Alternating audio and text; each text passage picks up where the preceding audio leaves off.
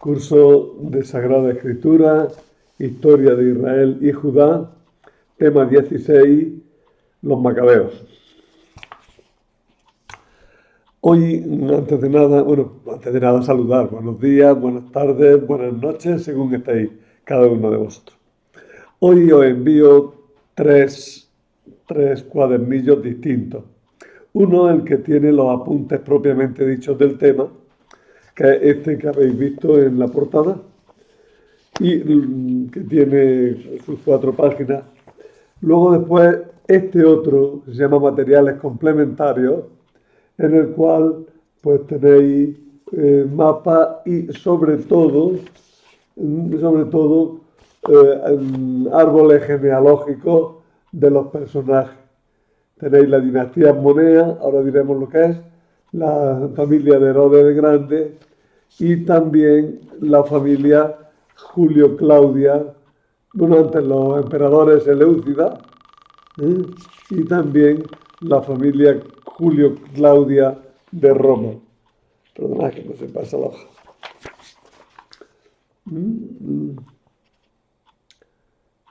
Bien, la explico, iré explicando lo que haga falta. También os envío un tercer cuadernillo, se llama cronología, que es un poquillo más complejo, que es esta cronología de la época del Nuevo Testamento. Que me parece que necesita poca explicación en sí misma, pero de todas maneras puede ayudaros para mantener la línea del tiempo en el estudio de esta época.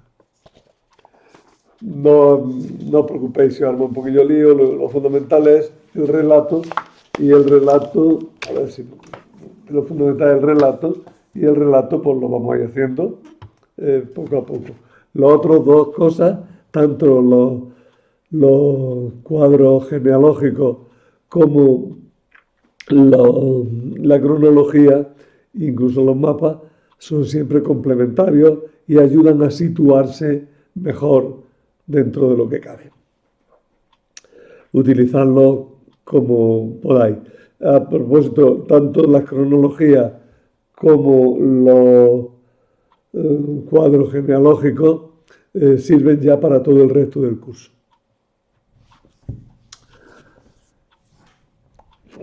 Veo regular y voy a tener que levantarme para encender otra luz. Espera.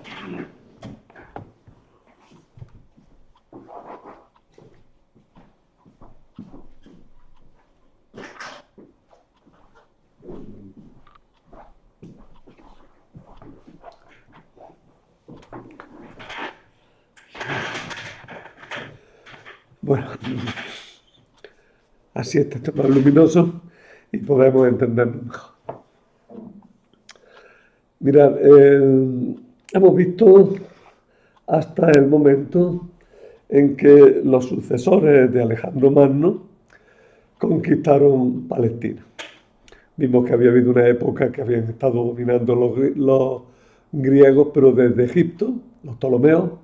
Luego después como los griegos desde Siria, los Seleucidas, habían dominado Palestina. Y llegamos al final de ese periodo.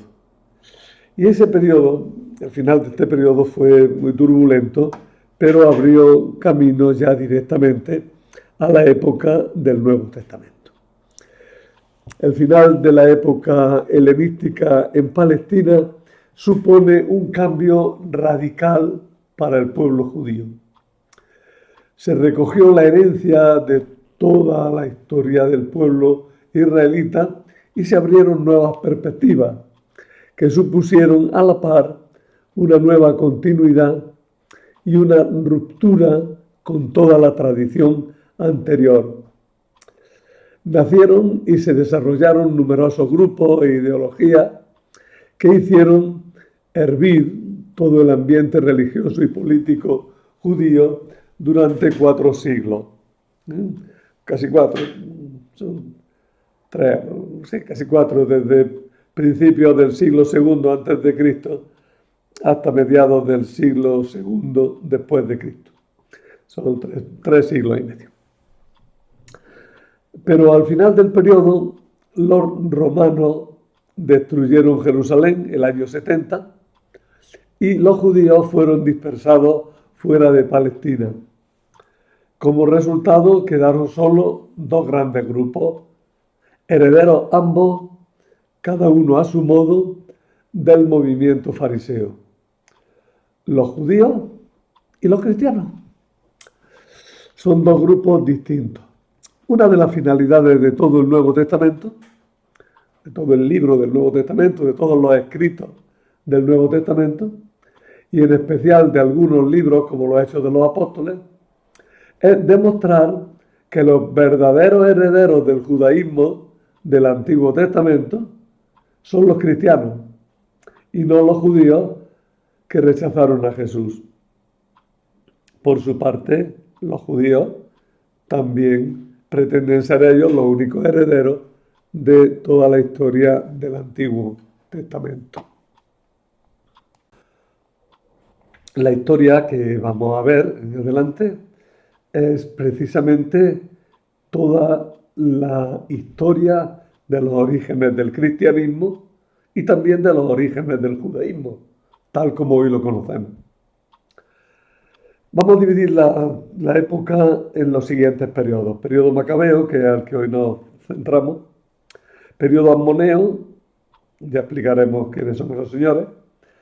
El periodo romano, que también se divide en tres partes: Herodes el Grande, la provincia romana y las dos guerras judías. Vamos a empezar cómo estaban los judíos al empezar el siglo II antes de Cristo. Justamente hacia el año 200 antes de Cristo, Palestina quedó bajo el mando de los gobernantes griegos de Siria. Y al principio todo iba bien para los judíos, que habían visto confirmadas sus leyes. Pero Seleuco IV, necesitado de dinero, envió a un funcionario llamado Heliodoro a Jerusalén con el fin de llevarse el tesoro del templo. La misión de Heliodoro fracasó, pero esa misma misión, incluso el fracaso, nos muestran que la historia había cambiado. Estábamos ya en una época distinta. Los judíos en adelante van a estar en conflicto con las autoridades extranjeras. La cosa se complicó porque, siendo sacerdote, sumo sacerdote Onías III, bueno, aquí tenéis una imagen de este Onías III muy idealizada, tomada de las crónicas de Nuremberg, que es un libro del siglo XV, del que tomo de vez en cuando algún grabado. Bueno, pues este Onías III era descendiente de Sadoc, que había sido sacerdote en tiempos de Salomón. Y los sadoquitas habían sido los sumos sacerdotes a lo largo de muchos siglos. Onías, este sacerdote Onías III, tenía una fuerte oposición en Jerusalén por parte del partido aperturista, del partido favorable a los griegos. Él era más bien conservador y los partidarios de los griegos veían una ocasión buena en la postura que tenían los gobernantes desde Antioquía, pues veían una ocasión buena para cambiar las cosas y modernizar el país según el estilo helenista, que es lo que entonces estaba de moda, lo que entonces regía. Bueno, pues este Onías III tenía un hermano llamado Jesús, que cambió su nombre hebreo por un nombre griego que sonaba parecido, Jasón, y ofreció dinero al rey Antíoco IV para que lo nombrara sumo sacerdote. Ni que decir tiene que el rey de Siria aceptó rápidamente el soborno y nombró sumo sacerdote a Jesús, a Jasón. Obtenido el cargo, Jasón se esforzó en helenizar Jerusalén, pero tuvo poco tiempo porque poco después el administrador del templo, que se llamaba Menelao, también sobornó al rey. Como dio más dinero, pues Jasón tuvo que huir. El nuevo sumo sacerdote, Menelao, ya no era de la familia de Sadoc, era de otra familia de sacerdotes distinta.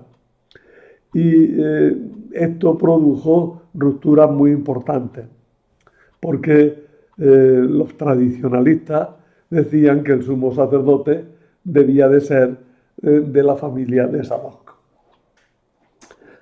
Obtenido el cargo, Menelao se mantuvo en el poder con toda clase de crímenes y asesinatos. Hizo asesinar al mismo Onías III, entregó el dinero del templo a Antíoco IV, colaboró en la reforma helenística de Palestina, emprendida por el rey griego.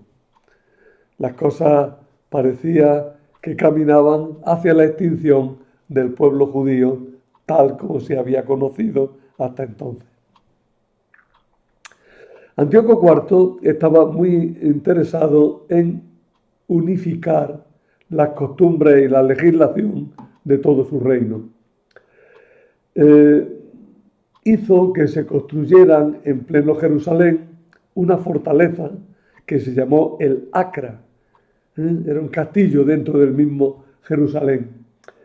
Y ese castillo, esa Acra, era la residencia de los griegos, de la guarnición griega, y tenía estatuto de poli romana.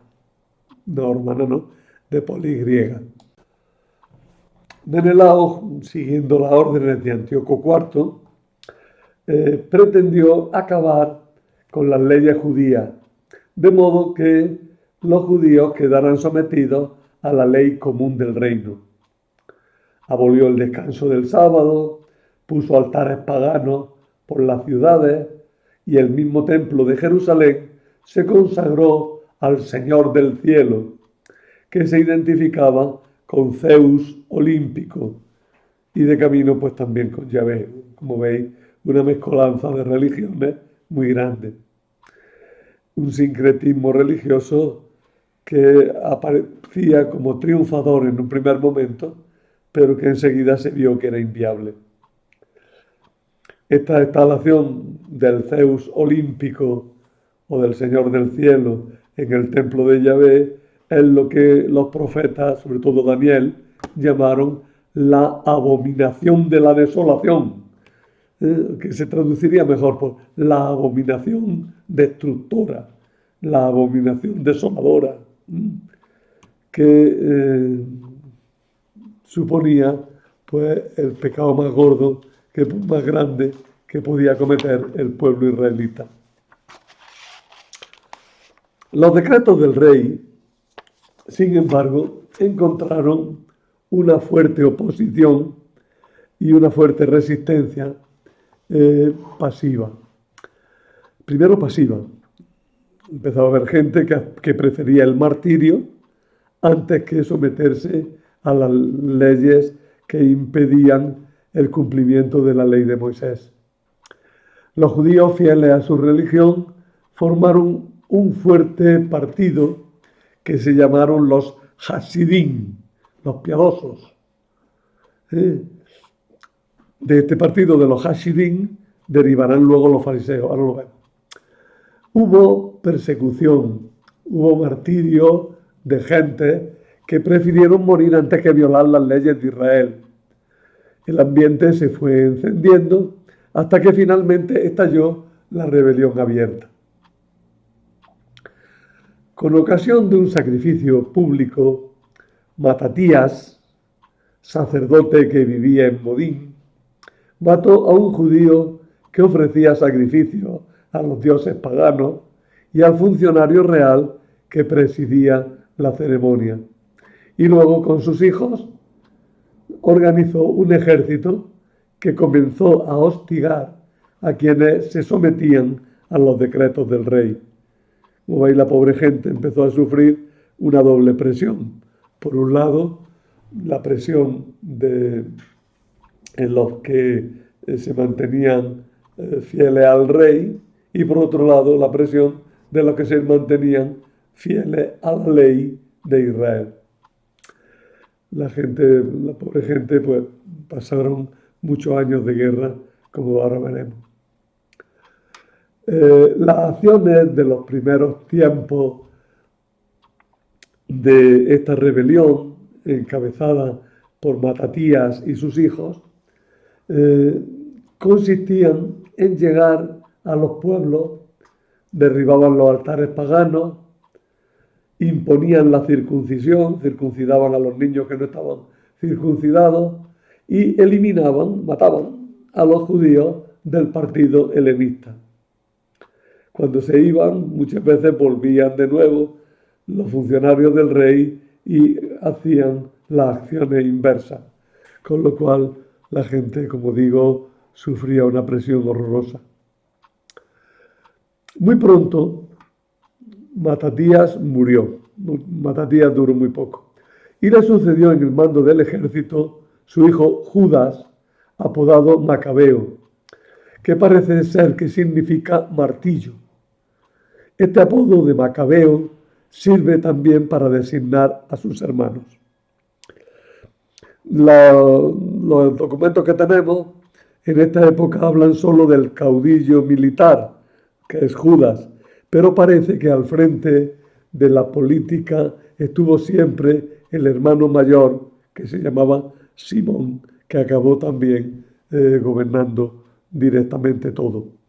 Pero bueno, en un primer momento podemos decir, de los hijos de Matatías, Simón lleva la política y Judas lleva el ejército.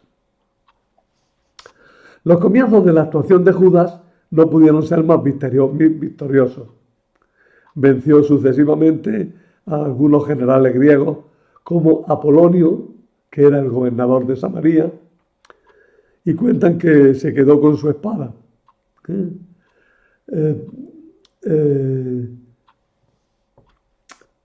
Mató también a Serón, gobernador de Celesiria, derrotándolo en Bet-Jorón, y derrotó también a Gorgias y a Nicanor, generales todos enviados por el rey.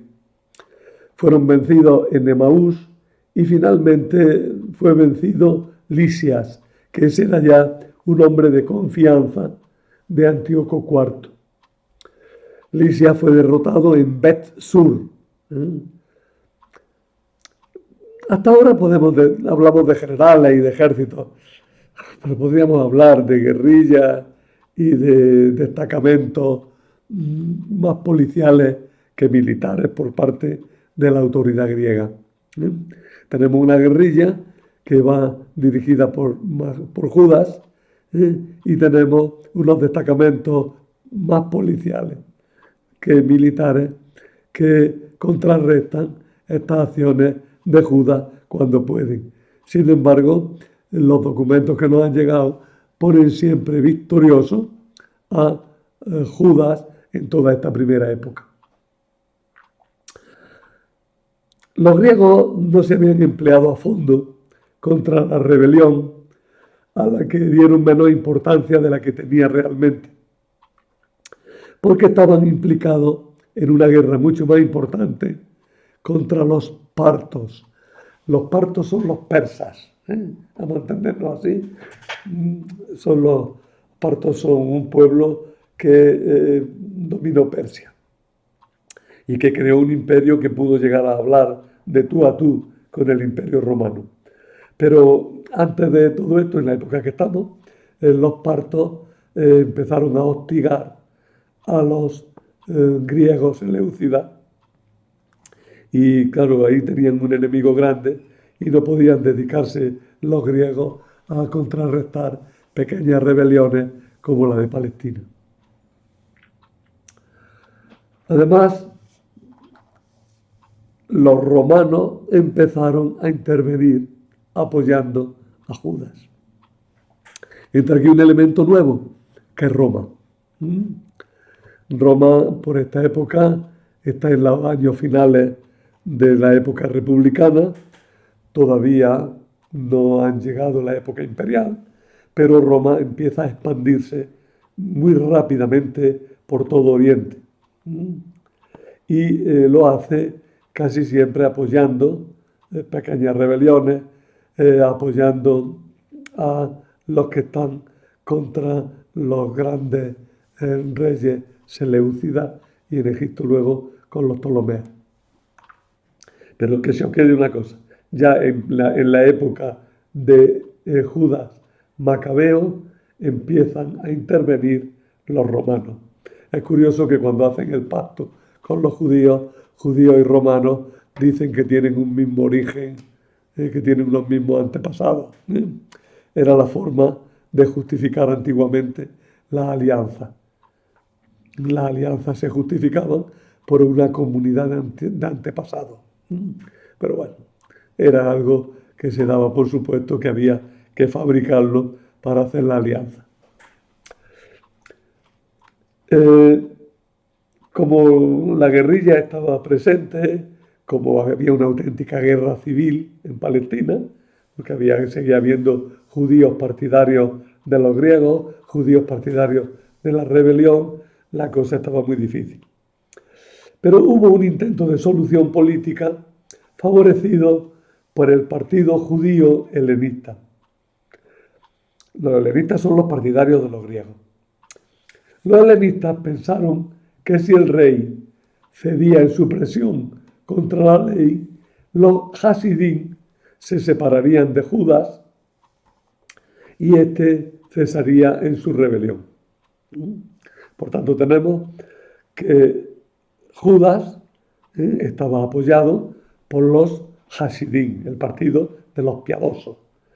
Pero a la par había un partido partidario de los griegos. Estos últimos le dijeron al rey, mira, si cedes la presión, quizás podamos llegar a un acuerdo. Pero no consiguieron nada.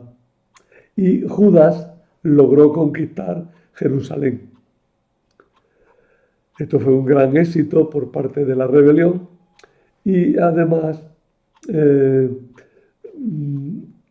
conquistó la ciudad menos el castillo, menos el Acra, que era una ciudad griega dentro de un territorio gobernado ya por los rebeldes. Esta ciudad griega se mantuvo todavía algunos años, el Acra. Pero sí que controlaba el templo, lo purificó y lo volvió a dedicar. Todavía se celebra la fiesta de la dedicación del templo en la época de diciembre, la época de Navidad nuestra, ¿no? Esta dedicación del templo por Judas acababa con aquella profanación que habían realizado los griegos, ayudados por aquel Menelao, que habían metido allí al Zeus olímpico y la abominación de la desolación. Tenemos, por tanto, a Judas triunfador, que domina Jerusalén y sus alrededores, pero los griegos mantienen el Acra dentro de la ciudad. Judas comenzó entonces una serie de campañas por los territorios limítrofes del sur, de Transjordania, y llegó hasta la misma Galilea por el norte. Pretendía ayudar a los judíos de esas regiones que estaban en minoría frente a los paganos y estaban sufriendo vejaciones por parte de sus mismos conciudadanos. Muchos de estos judíos tuvieron que huir de aquellos territorios y se trasladaron a vivir a Jerusalén, que empezó a ser una ciudad importante. Cuando decimos Jerusalén, una ciudad importante, pensar lo que nosotros hablaríamos un pueblo grande, ¿no? Ya en la época de Jesús es difícil saber los habitantes que tenía, pero por algunos estudios, algunos dicen que tendría unos veintitantos mil habitantes, eso sí, que se multiplicaban por 10 en la época de las peregrinaciones. Pero vamos, Jerusalén empezaba a tener importancia. Antíoco IV murió a finales del año 164 a.C. y le sucedió su hijo Antíoco V Filopátor. Mirad los cuadros cronológicos, que es interesante para poder controlar.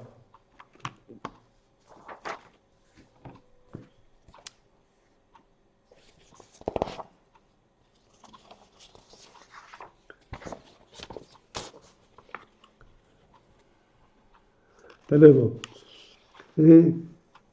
toda la dinastía, a la derecha, debajo de la máscara, con el gran tras negrita, tenemos Antíoco IV Epífanes, que reinó del 175 al 164. Al morir le sucede su hijo Antíoco V Eupátor, que estará muy poco tiempo, del 164 al 162, y fue sucedido por un sobrino de Antíoco IV, que se llamaba Demetrio I. Pero surgió una rebelión por parte de un personaje llamado Alejandro Balas, que se hacía llamar hijo de Antíoco IV también. Por consiguiente, el reino seleucida en este momento estaba muy dividido.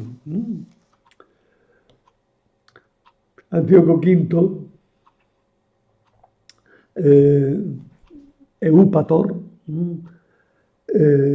era todavía muy joven, y las disputas entre Lisias, Filipo y los hombres fuertes del reino hicieron que la cuestión judía quedara totalmente descuidada. Pero cuando Judas intentó conquistar el Acra de Jerusalén, Lisias, que se había hecho ya con todo el poder, vino con un ejército y conquistó Bet-Sur y sitió Jerusalén. En la batalla de Bet-Sur murió heroicamente uno de los hermanos de Judas, llamado Eleazar, aplastado por un elefante que mató. No sé si se va a poder ver bien. Sí, aquí. Este es un grabado de Doré, ¿no? Ahí tenéis el elefante, y por debajo pues se le mete este Eleazar y le clava la lanza al elefante. Claro, el elefante muere, pero aplasta al que le ha clavado la lanza, ¿no? Antíoco V, que había venido con el ejército de Lisias, se vio obligado a levantar el sitio para volver a Antioquía, ya que había estallado otra conspiración. En esta situación, el tratado de paz fue muy favorable para los judíos. El templo ya le fue devuelto oficialmente, se concedió a los judíos el derecho a vivir según sus leyes. Menelao, el sumo sacerdote, fue ejecutado y se concedió el sumo sacerdocio a un descendiente de Sadoc, llamado Álcimo, también Jaquín, que sin embargo era de tendencia helenista. Al volver, veis que la política era muy complicada en estos años, Al volver a Antioquía, Antíoco V y Lisias fueron vencidos y muertos por un hijo de Seleuco IV, llamado Demetrio I Soter, que había logrado huir de Roma, donde había estado como rehén, y logró quedarse con el reino. Era el año 163 a.C. Resumiendo para que no os perdáis, los judíos se habían sublevado, con Judas llegaron a conquistar Jerusalén, los griegos estaban muy divididos entre sí, tuvieron que ceder en muchas cosas, el sumo sacerdote que había pretendido helenizar Jerusalén fue depuesto, pusieron a un sumo sacerdote de la familia Sadoc, que sin embargo era de tendencia griega, de tendencia helenista, pero que era más aceptable por todos. ¿Veis? Y los judíos van adquiriendo derechos a mantener sus leyes y a vivir según ellos querían. Durante un poco de tiempo, la situación fue pacífica al principio del reinado de Demetrio Sóter. Judas parece que incluso se retiró a cierta forma de vida privada y parece que colaboró con Álcimo y con el delegado del rey llamado Nicanor.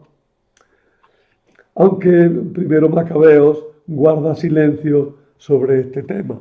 El libro de Primero Macabeos no quiere contar esta política irenista, esta política pacifista de Judas. Así es que guarda silencio. Sin embargo, volvió a estallar la guerra por causas poco claras. Pero parece que influyeron mucho la intriga del sumo sacerdote Álcimo. Judas venció primero a Nicanor en Abasa y luego logró un tratado de amistad con los romanos. La reacción de Demetrio no se hizo esperar y envió a otro general llamado Báquides, que venció a Judas al norte de Jerusalén. Pero Judas murió en esa batalla y fue sepultado en Modín. Álcimo quiso restablecer la paz imponiendo los puntos de vista del partido helenista, pero consiguió poco. Es verdad que los griegos fortificaron el país y la rebelión macabea parecía acabar en un fracaso. Estamos en el año 161. A la muerte de Judas, los pocos partidarios de la rebelión que quedaron eligieron a su hermano Jonatán como jefe y buscaron refugio en Transjordania. En una misión exploratoria entre los nabateos murió Juan, otro de los hijos de Matatías. Una serie de años oscuros nos dejan ver solo algunos acontecimientos sueltos. El año 160 murió el sumo sacerdote Álcimo y no fue sustituido por nadie. Tenemos ahí un vacío de sumo sacerdocio que duró muchos años. El partido helenista se debilitó y Jonatán, decid Jonatán por favor, no Jonathan, y Jonatán consiguió rehacer sus tropas. El año 158 venció a Báquides en Betbasí y se estableció en Misma, desde donde gobernó Judá. No sabemos cómo, pero en los 5 años que siguieron fue adquiriendo el control del país, de modo que el año 153 pudo intervenir ya como un personaje muy importante en las contiendas del trono seleucida. Los rebeldes se habían convertido en señores de la guerra de los mismos griegos. Jonatán fue muy hábil y supo aprovechar en su favor las luchas por el poder que había en Antioquía.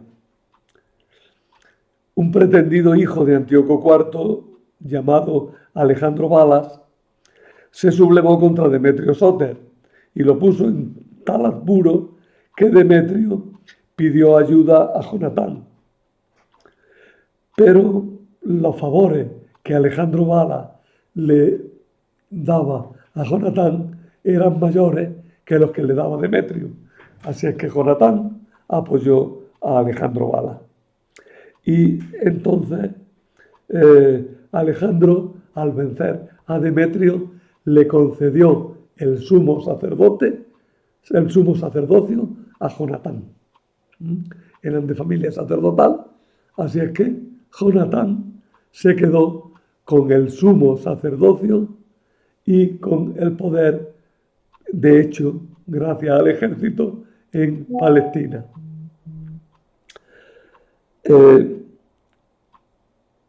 En la fiesta de los tabernáculos del año 152, Jonatán ejerció por primera vez como sumo sacerdote.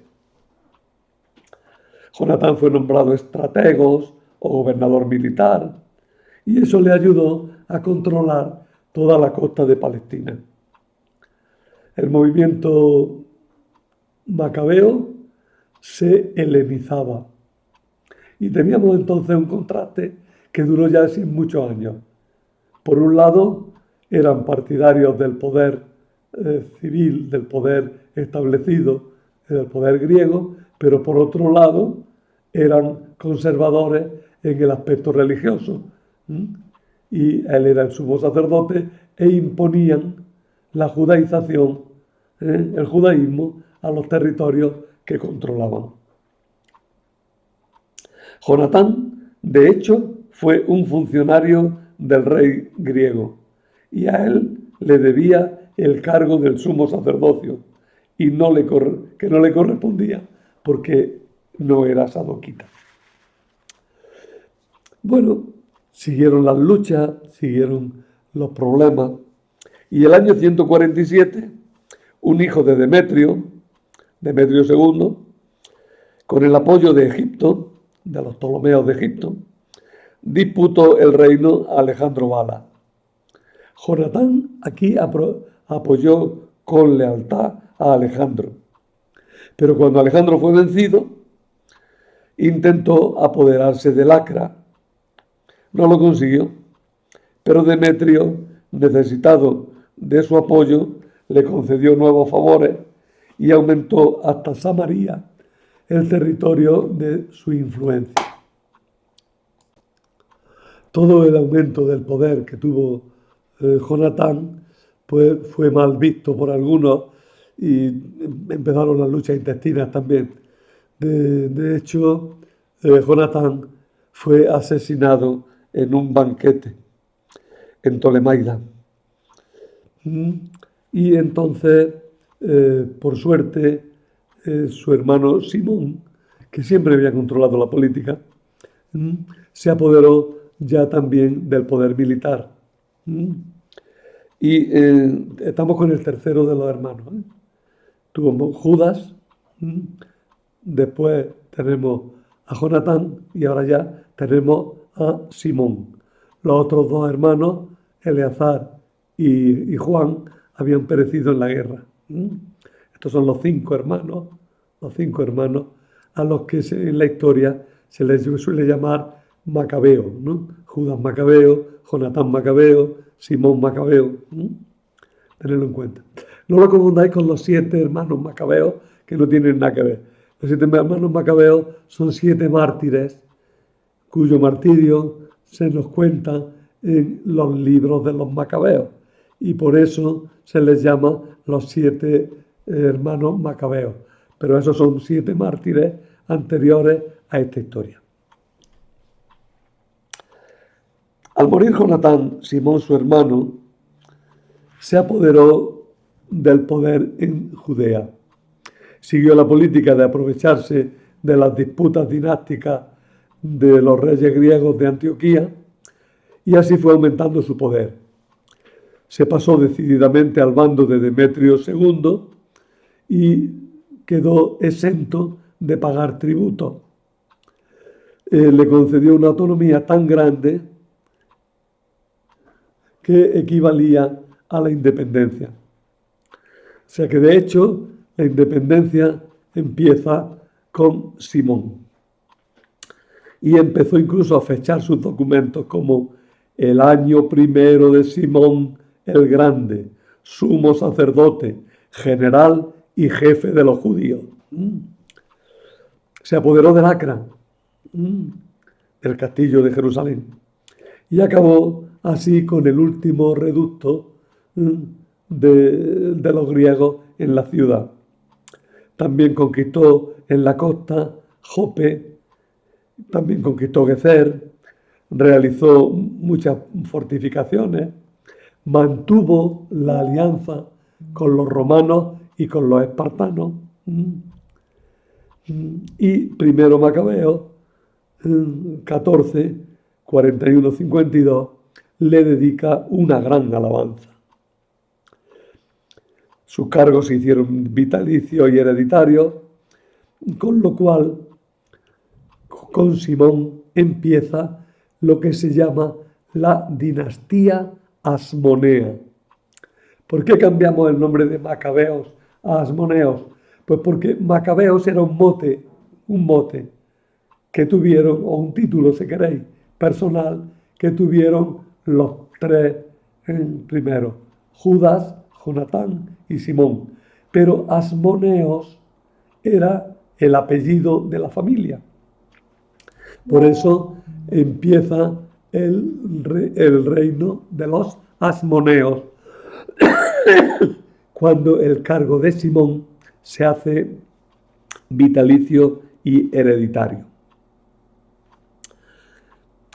Sin embargo, Simón parece que no contaba con todo el apoyo de los Hasidín, pues la concesión del poder que le dieron tuvo que llegar a un compromiso diciendo, bueno, esto es hasta que surja un profeta fidedigno y determine qué es lo que hay que hacer.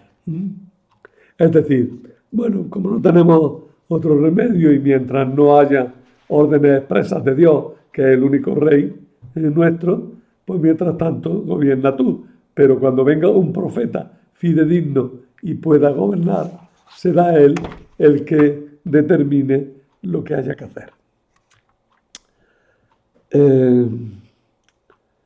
A Demetrio II le sucedió su hermano, Antíoco VII, que confirmó los privilegios de Simón. Incluso le permitió acuñar moneda. Pero cuando se hizo fuerte, intentó apoderarse de alguna fortaleza que ocupaba Simón. Pero fue vencido por los hijos de Simón cerca de Modín. También a Simón lo asesinaron. Lo asesinó su yerno. Fijaros, la familia tuvo mal final, ¿verdad? Judas muere en batalla.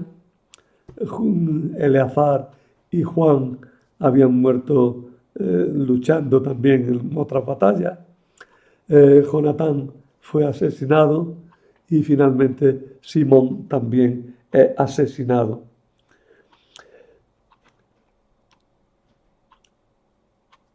Así acabó el último de los macabeos en una conspiración familiar, pero mató a su yerno. Después de haber conseguido la independencia de su país, a costa de politizar por completo el movimiento que había sido religioso en un principio, pero que se politizó totalmente muy pronto. A Simón le sucedió su hijo Juan Hircano I. Pero de los asmoneos hablamos en otra lección.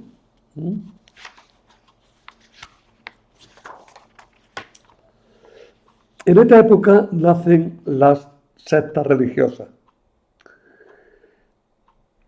Los esenios habían nacido de una ruptura de algunos hasidín con el templo. Se retiraron al templo, al desierto, y allí fundaron una comunidad. O varias, porque no sabemos muy bien, pero eran muy conservadoras y a la par tenían una espera de los últimos tiempos muy grande, que viene el fin del mundo, ¿no? Los esenios son una secta escatológica, esperan el fin del mundo pronto. Los fariseos son los continuadores directos de los hasidín y pretenden el cumplimiento estricto de la ley y muy desengañados muy desengañados, como iremos viendo, de los siguientes sucesores con los que colaboraron políticamente o se enfrentaron también políticamente, al final se apartaron claramente de la política para dedicarse a lo religioso exclusivamente. Los saduceos aglutinaron a la clase sacerdotal y a los aristócratas judíos. Fariseos y saduceos se llevaban muy mal e intentaron controlar el poder hasta la misma época de Jesucristo. Josefo identifica a la secta judía con los movimientos filosóficos del helenismo y los caracteriza por su doctrina religiosa, pero es un esfuerzo que hace Josefo para hacer inteligible el mundo judío al mundo romano y no lo logra demasiado, porque las correspondencias entre saduceos, fariseos, esenios y los movimientos filosóficos helenistas pues no funcionan. ¿Dónde podemos conocer esta época? Fundamentalmente en Flavio Josefo. Dicen que este es un retrato de Flavio Josefo. Digo dicen porque vaya usted a saber. Podemos decir que la única fuente histórica fuera de la Biblia para conocer esta época es Flavio Josefo. En la Biblia, el libro de Daniel, los libros de los Macabeos, son útiles para conocer el trasfondo de los siglos III y II antes de Cristo.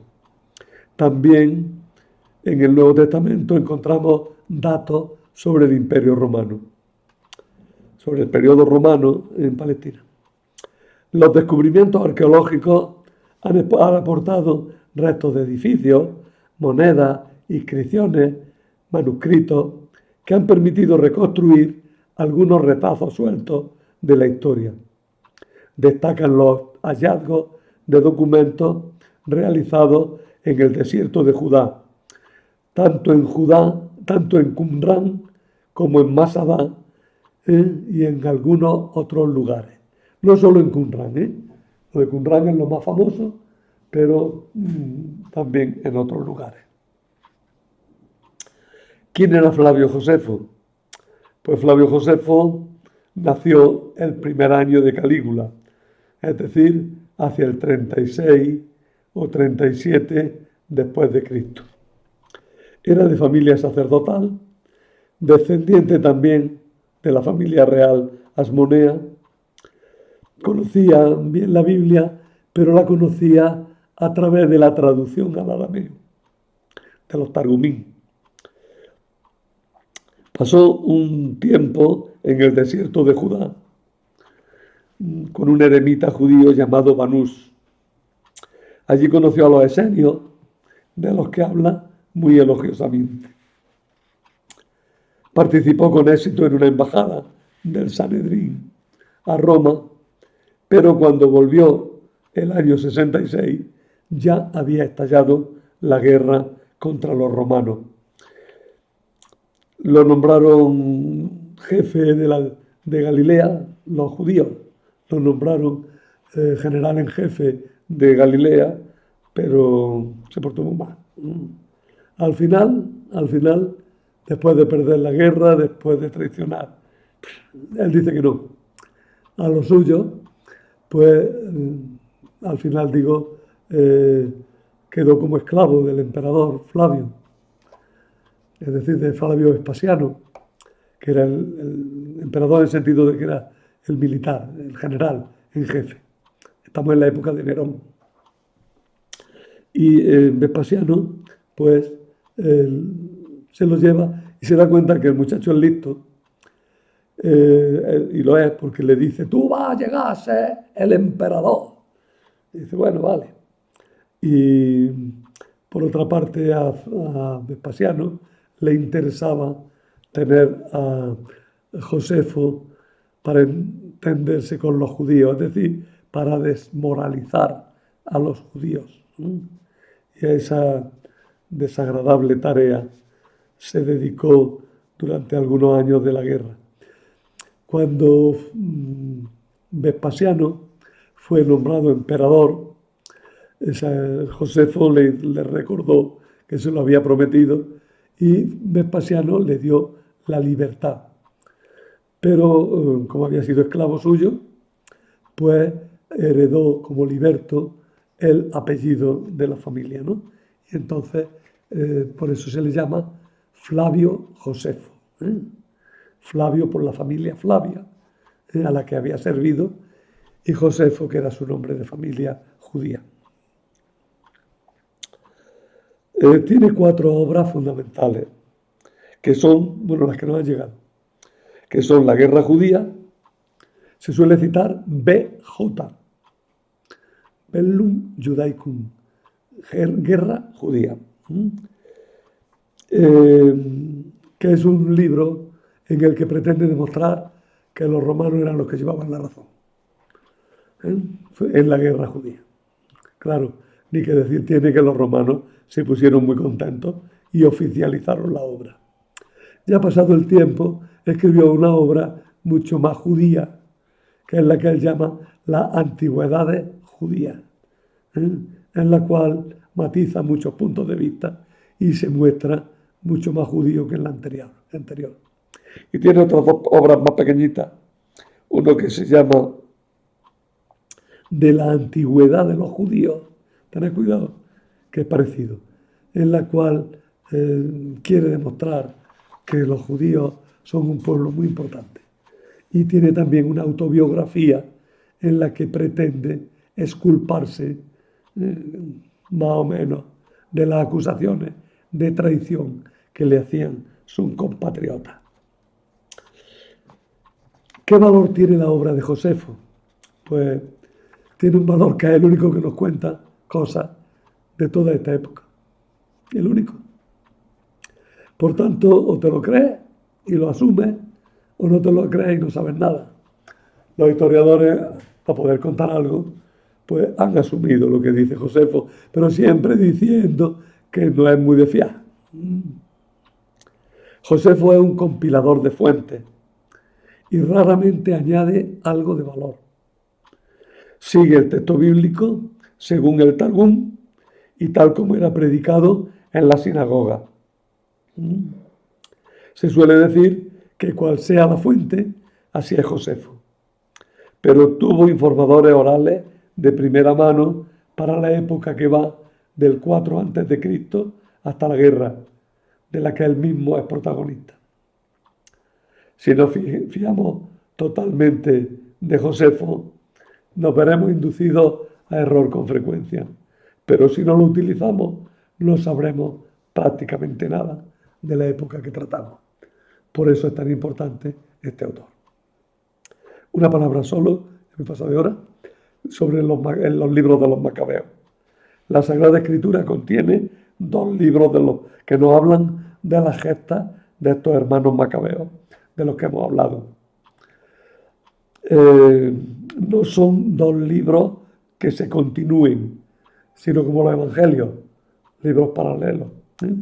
Hablan de acontecimientos de la misma época. Pero el libro del primero Macabeo abarca un periodo más largo que el segundo libro de los Macabeos. Y es además